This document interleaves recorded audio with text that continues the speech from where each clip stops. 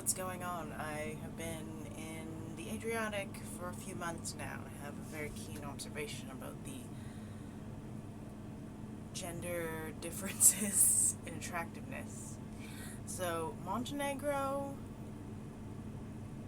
and I'm pretty sure Croatia to the same extent, seems to have this uneven distribution of attractiveness, where all the females to a certain age are like the most gorgeous, hot women that you've ever seen in your entire life.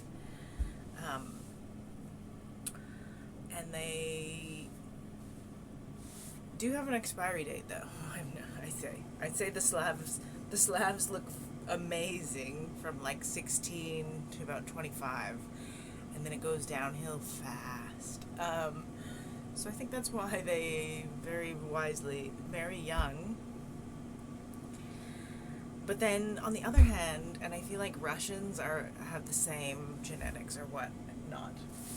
So we got the like hottest women you've ever seen, and somehow in the same gene pool, the most unattractive men, like objectively,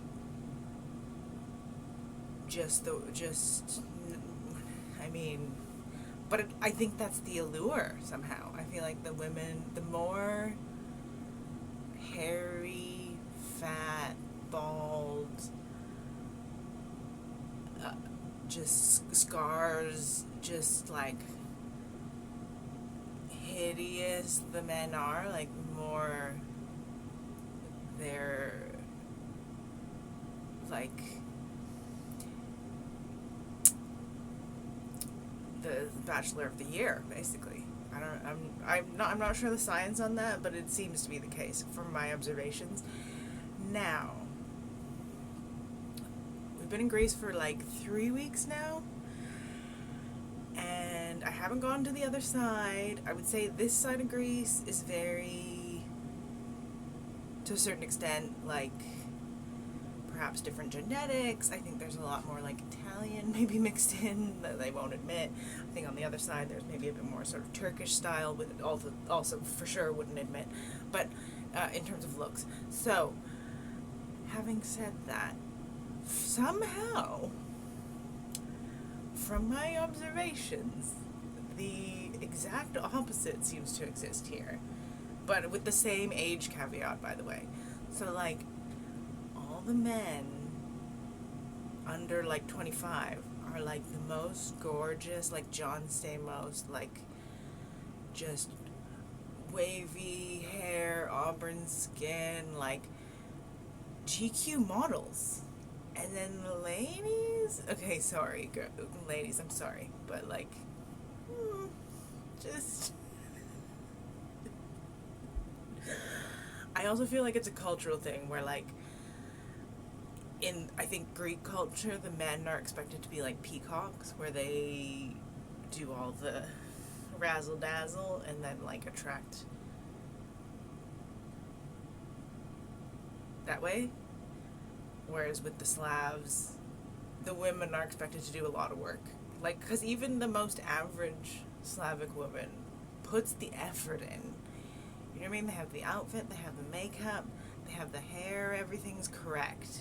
So even if they're like a 5, they can make themselves into a 7 because the effort put in, if you see what I mean. Which is why I think a lot of the 7s end up being like 9s or 10s for the Slavic ladies. And I think, like, how do I say this? Like, Greek men, I don't know if that's still the case, but must have been some sort of natural selection over the generations, where they just like a homely looking lady. And I mean, it's hard to pin down, but it's just like a different body shape, a different like facial, like maybe just the things that have been attractively historically here are different, is what I'll say.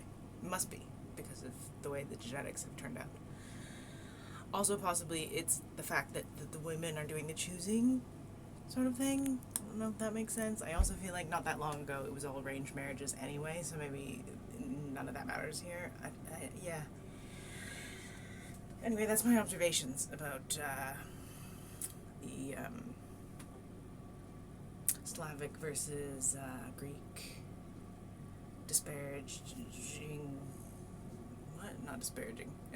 Differences. What? No, I'm looking for a different word. Divergence of attractiveness between the sexes. So yeah, that's my thought for the day. Something to think about. Very deep thoughts, really.